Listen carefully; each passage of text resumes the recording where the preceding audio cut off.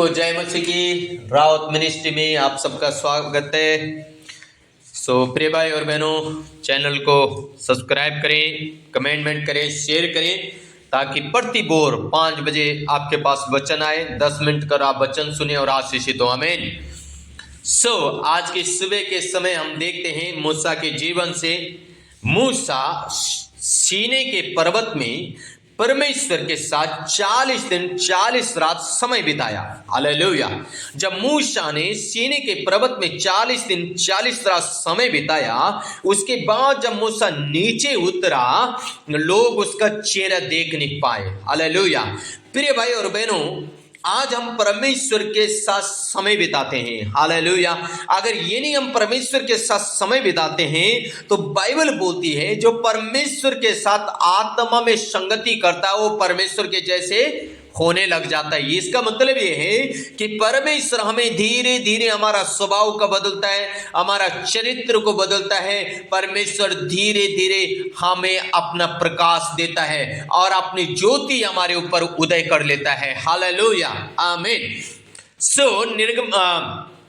निर्गमन की किताब उसका 24 अध्याय उसका 12 से लेकर 18 तक हम पढ़ने जा रहे हैं। यहाँ पे मूसा के जीवन में बारे में इस प्रकार से लिखा है। तब यहोवा ने मूसा से कहा, पहाड़ पर मेरे पास आ जा और वहीं रहे, और मैं तुझे पत्थर की पट्टियां और अपनी लिखी हुई व्यवस्था और आज्ञा दूंगा कि तू उनको सिखाए। हालेलुया। आमीन। मूसा को परमेश्वर पहाड़ पे जब बुला रहा है तो परमेश्वर कह रहा है कि अब मैं तुझे अपने हाथ की लिखी हुई पट्टियां व्यवस्था तुझे दूंगा ताकि तू लोगों को सिखाए। हालेलुया। आमीन। और तब आगे लिखा है, तब मूसा यहोशू नामक अपने सेवक समेत परमेश्वर के पवित्र पर चढ़ गया। परमेश्वर ने सीनै के पर्वत में बुलाया। मूसा अपने सेवक के साथ, यानी उसका असिस्टेंट पास्टर यहोशू था, उसको संग लेके चला। पहाड़ पे चल गया, सीनै के पर्वत में गया और पुरनियों से वो एक कहा गया, जब तक हम तुम्हारे पास फिर ना आए तब तक तुम यही हमारी बाट जोते रहो। और सुनो, अरून और हूर तुम्हारे संगे, यदि किसी का मुकदमा हो तो उन्हीं के पास जाएं। प्रिय भाई और बहनों, आगे लिखा है, तब मूसा पर्वत पर चढ़ गया और बादल ने पर्वत को छा लिया। हालेलुया। जब मूसा पर्वत में पहुंचा, सीनै के पर्वत में, बादल ने उसे छा लिया।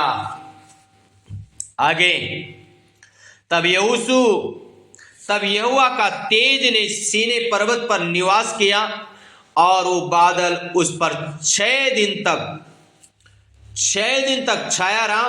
और 7वें दिन उसने मूसा को बादल के बीच में से पुकारा।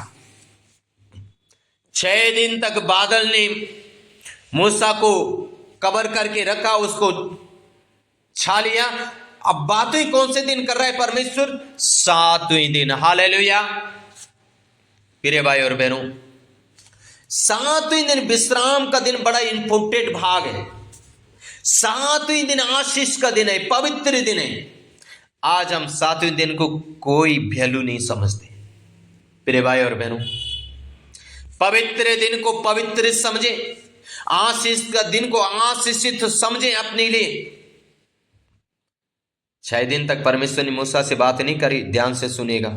सबसे पहला मूसा ऐसा व्यक्ति है जो सीनै के पर्वत में परमेश्वर के सम्मुख जा रहा है और परमेश्वर उसे बुला रहे हैं। परमेश्वर के बादल ने मूसा को छा लिया, लेकिन मूसा से कोई बात नहीं हो रही है। कौन से दिन बात कर रहा है परमेश्वर? 7वें दिन। इसलिए मैंने कहा प्रिय भाई और बहनों, 7वें दिन बड़ा इंपॉर्टेंट भाग है। हालेलुया। इसलिए 7वें दिन जब इंपॉर्टेंट भाग है तो 7वें दिन को, ओ पवित्र दिन को, आशीष दिन को, विश्राम दिन को महत्व दे, आदर दे और सम्मान दे। अगर जैसे 6 दिन परमेश्वर ने मूसा से बात नहीं की, हो सकता है आपसे भी बात न करें, लेकिन 7वें दिन जैसे मूसा से परमेश्वर ने बात की, हो सकता है 7वें दिन परमेश्वर आपसे भी बात करे। इसलिए अपने घरों में ना बैठे, प्रभु के भवन में जाएं, परमेश्वर की कलीसिया में, जीवित कलीसिया में जुड़े, क्योंकि 7वें दिन परमेश्वर आपको आशीष देना चाहता है, विश्राम देना चाहता है, आपको पवित्र करना चाहता है, आपसे बातें करना चाहता है परमेश्वर। हालेलुया। आगे लिखा है, इजरायलियों की दृष्टि में यहोवा का तेज पर्वत की चोटी पर प्रचंड आग के समान दिखाई पड़ता था। हालेलुया।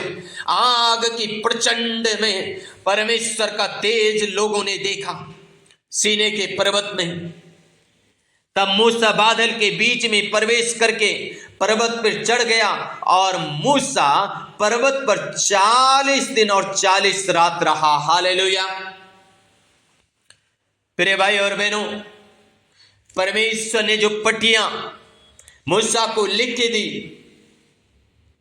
कि तू लोगों को सिखा। हालेलुया। तब 2 कुरिन्थियों 3 अध्याय का 3 पद अगर आप पढ़ते हैं, वहां पे पौलुस कलीसिया को क्या कह रहा है? अब पौलुस कह रहा है कि भाई अब हृदय की पट्टियों में जो वचन है उसको लिख लो।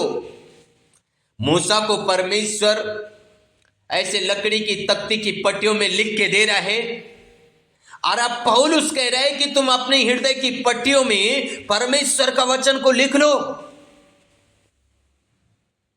लिखा है 3 पद में, ये प्रकट है कि तुम मसीह की पत्री हो। क्या कह रहा है पौलुस? कलीसिया को कह रहा है तुम मसीह की पत्री हो, तुम मसीह की पट्टियां हो, जिसको हमने सेवकों के समान लिखा, और जो स्याही से नहीं परंतु जीवित परमेश्वर के आत्मा से, पत्थर की पट्टियों पर नहीं परंतु हृदय की मांस रूपी पट्टियों पर लिखी है। हालेलुया। कैसे लिखी है? पत्थर की पट्टियों पे नहीं, हृदय की मांस रूपी पट्टियों पर लिखे।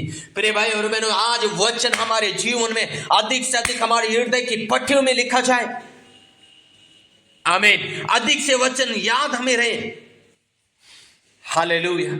आज प्रिय भाई और बहनों, क्या वचन हमारी हृदय की पट्टियों में लिखा है?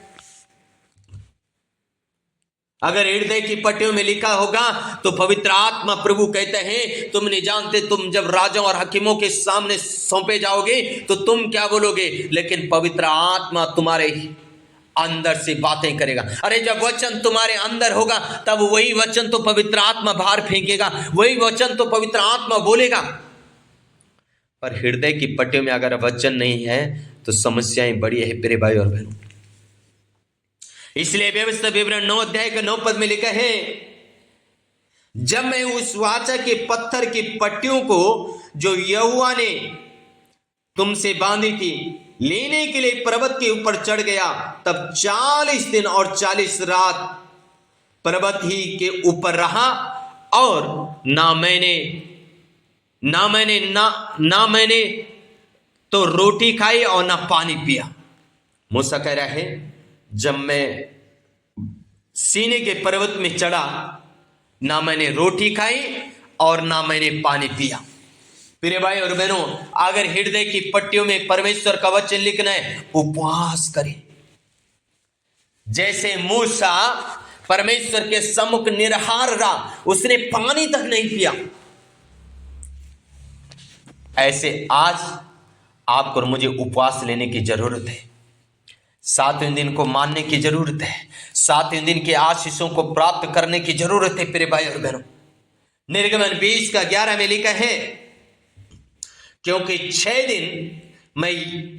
दिन में यहोवा ने आकाश और पृथ्वी और समुद्र और जो कुछ उनमें है सबको बनाया, और 7वें दिन विश्राम किया। हाँ जी, 6 दिन परमेश्वर ने आकाश पृथ्वी को, जो पृथ्वी में है सब कुछ बनाया, और 7वें दिन परमेश्वर ने स्वयं क्या किया? विश्राम किया। इस कारण यहोवा ने विश्राम दिन को आशीष दी और उसको पवित्र ठहराया। परमेश्वर ने विश्राम के दिन को क्या किया? 7वें दिन को क्या किया? आशीष दी है। प्रिय भाई और बहनों, जब 7वें दिन को आप आदर देते, सम्मान देते हैं, परमेश्वर आपको भी आशीष देगा। इसलिए सातवें दिन को आदर दें और सम्मान दें। हालेलुया। जब सातवें दिन को आप आदर देते, सम्मान देते हैं, परमेश्वर भी आपको आशीष देता है। परमेश्वर भी आपको आशीष देता है। परमेश्वर आपको पवित्र करता है। परमेश्वर आपको आपका बोझ को उठा के आपको विश्राम देता है। इसलिए सातवें दिन को आदर दे, सम्मान दे और आशीषित हो। आमीन। हालेलुया। सो के गॉड ब्लेस यू ऑल। प्रभु आशीष दे। जय मसीह की।